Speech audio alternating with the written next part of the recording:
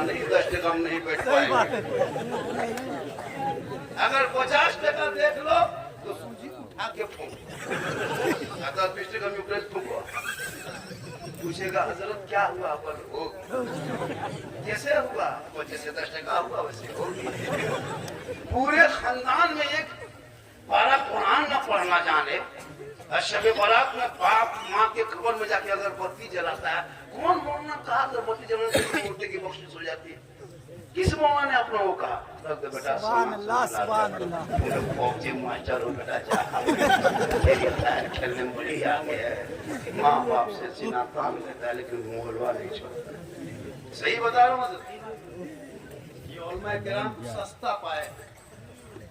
हम लोग जनाजा पढ़ा रहे फ्री में, शुक्रिया अदा करो, बाप आपका है, जनाजा हम पढ़ाते हैं, शर्म नहीं आती है?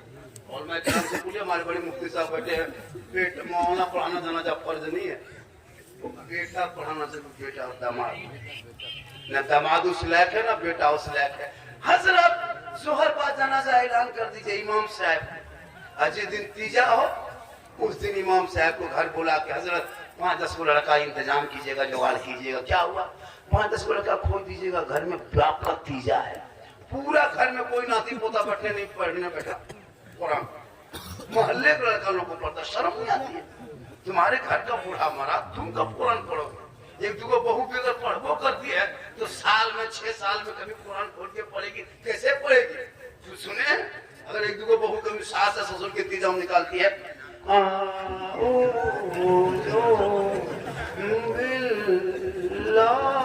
लगता पूरा खानदान मर गया। बोलते क्या हुआ? ऊपर बहू कुरान शरीफ पढ़ रही है। हम बोले कोई मारा क्या? पर मारा तो नहीं, लेकिन जैसे बहू पढ़ रही लगता कोई मरेगा। बहू बेटी हर सप्ताह कुरान खोल के पढ़ लेती, अच्छा बेहतर से कुरान पढ़ लेती, तिलावत कुरान करती, चेहरे पे रोशनी हो।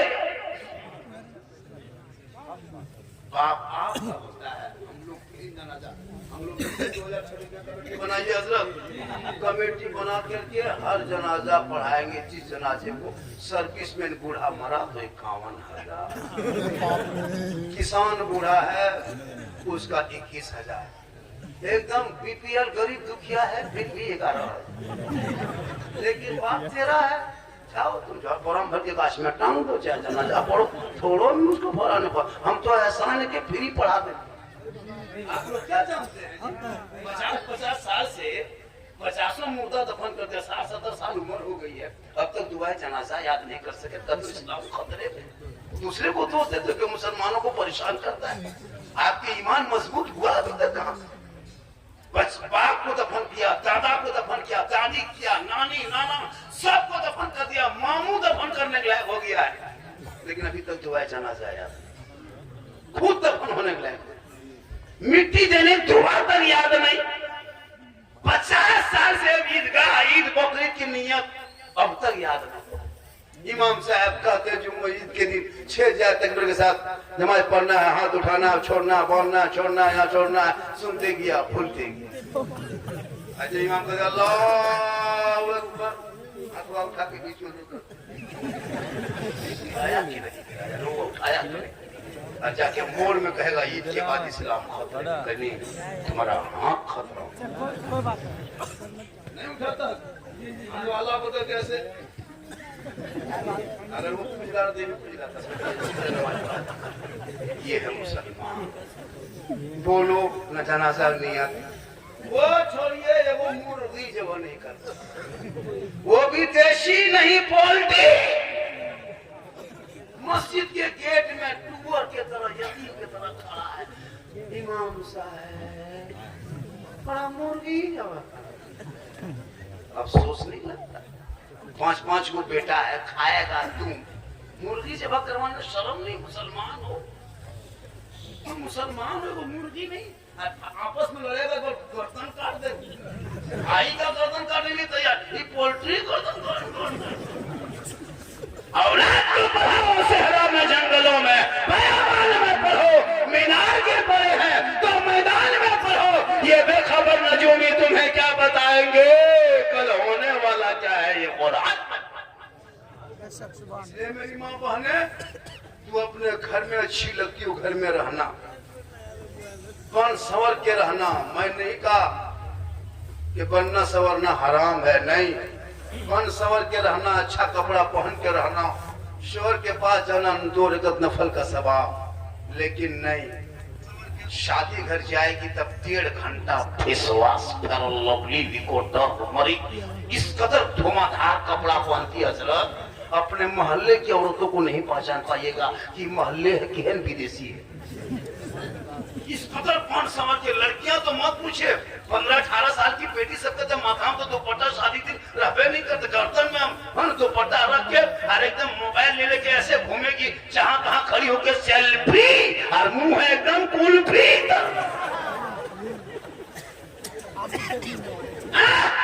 अरे तेरी बेटियां कभी से फातिमा होने थी, गैर लड़कों के सामने चेहरा मटक मटक के कोई सेल्फी ना ले, अरे बेटियों को कभी से फातिमा बना दे। इसलिए मेरी माँ बोले तू शादी घर जा, जाना मना नहीं है, लेकिन इस कदर कौन संवर के जाती है, अपने घर में कभी नहीं रहेगी, जबकि घर में रहना चाहिए। एक लड़का बीवी को लेके गया, घर में हमेशा मोटा मोटी देखता था, जब पन संवर की बीवी शादी घर चली गई, अब लड़का ढूंढ रहा है, कहाँ है, वहीं बैठा है। वो कभी उस तरह देखबे नहीं किया था, 2 मरतबा गुजरा, तब बीवी बोली कौन चीज ढूंढ रहे हैं, बोल आप ही हैं। पर घरवा में एकदम भूत की तरह, तो यहाँ बड़ा सुंदर है। मेरी माँ बहन को ये चेहरा शोहर के सामने, अरे गैरों के सामने दिखाएगी क़यामत के दिन, उनके चेहरे पे गोश्त ना होगा, हड्डी होगी, सर के बाल से लटका दिया जाएगा और वो अज़ाब का सिलसिला होगा। और शोहर के पास 1 गिलास पानी लेके जाना, मेरी माँ बहन, दोनों हाथों से पकड़ के दौड़े, जिहाद, एक जिहाद का सवाब मिलेगा। और जब शोहर के पांव को दबा देना तो 70 तोला सोना खैरात का सवाब मिलेगा। क्यों अजमेर जाएगी, क्यों मजार जाएगी? औरतों को मजार जाना मसलक के आला हजरत में मना किया है, औरतों को घर से निकल के मजार का सफर करना हराम। क्यों जाए? शोहर के पांव दबा, उनकी खिदमत करो, 70 तोला सोना का खैरात का सवाब घर बैठे मिलेगा। लेकिन आजकल के दौर की बहू बेटियां बिन बोले शोहर के पांव नहीं दबाएगी, अगर मौका मिले तो तुम दबा दे। हल्दी भी ठाक बहू बेटी नहीं, आप लोग दूध के धुले हुए हैं, ये सब बात किशन भाई के ऊपर। आप लोग ठीक, आप लोग सही, आप लोग पांव दबाते हैं, गर्दन नहीं। आपको कैसे पता? क्यों? जब से तुम बेटा बेचने लगा तब से बहू बेटियां शोहर की खिदमत छोड़ने लगी। 4-4 लाख में बेटा बेचोगे, वो लड़की समझती है कि मेरा बाप खरीद के दिया है, ये शोहर नहीं, ये गुलाम है। इसीलिए तो माँ बाप को छोड़ के बीवी जो कह दे, हम लोग फूंकते फूंकते थक गए, किसी औरत को सही रास्ते में खड़ा नहीं कर पाए। और अभी के दौर की बीवी अपने शोहर के कान में 1 दिन फूंकती है, 3 साल असर रहता है। जिस माँ के कदम के नीचे जन्नत है, बीवी फूंक में 1 फूंक से बेटा जन्नत से दूर। बेटा माँ बाप से बातचीत बंद कर देती है। लेकिन याद रखना मेरी माँ बहन, शोहर से मोहब्बत करो और तुम भी बीवी से मोहब्बत करो।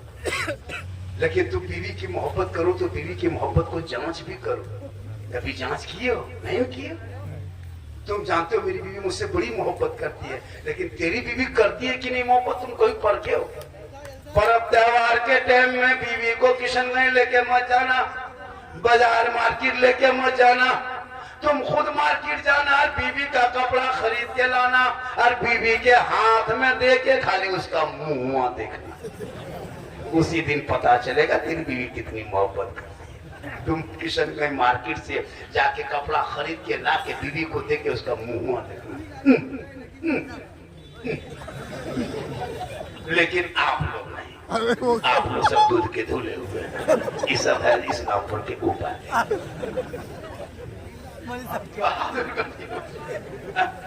इसलिए मेरी माँ बहने, फातिमा नहीं बन सकती। अरे वो फातिमा जिनका अब्बा तमाम पैगंबरों का सरदार, जिनका शोहर तमाम मोहल्लों का सरदार, जिनका बेटा तमाम शहीदों का बन गई तमाम जन्नती औरतों के साथ। आज का जलसा करा था कमेटी वाला 1-1.5 बजे तक चलाएंगे। ठंडा बहुत क्या इमाम साहब बोले हजरत 1 बजते जलसा खत्म करना है, 1:30 बजते। अब 2 बजे तो खत्म करना ही होगा। 2 बजे खत्म करना है, 3 बजे 2 घंटा मुझको बोलना है। मेरे घर के मोबाइल नंबर ले लीजिए, सुबह मेरे घर में फोन कर दीजिएगा। मौलाना साहब घर नहीं जाएंगे, मैं हॉस्पिटल में। लेकिन ऐसा नहीं होगा क्योंकि मोहम्मद के गुलामों पर बुढ़ापा आ नहीं सकता। और यहाँ 2-4 वो जो बूढ़ा बैठा है वो जन्नत जा नहीं। यही तकरीर जब करती थे राजगंज में हजरत, 3 गो बूढ़ा धान से उठ के खड़ा। हम बोले बैठिए चाचा, पर काहे बैठेंगे, जन्नत जगन करेंगे।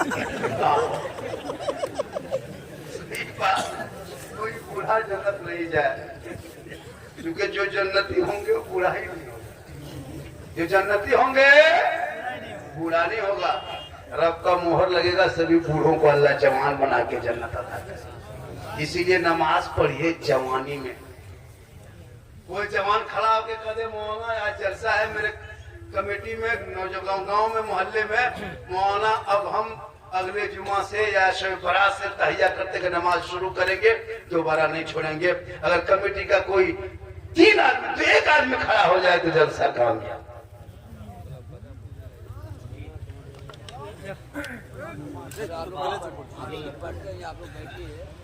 ये आदमी है 1 2 हेलो नमाज के लिए 2 और आप लोग सब हाजी हैं। तुम लोग काहे न उठता है?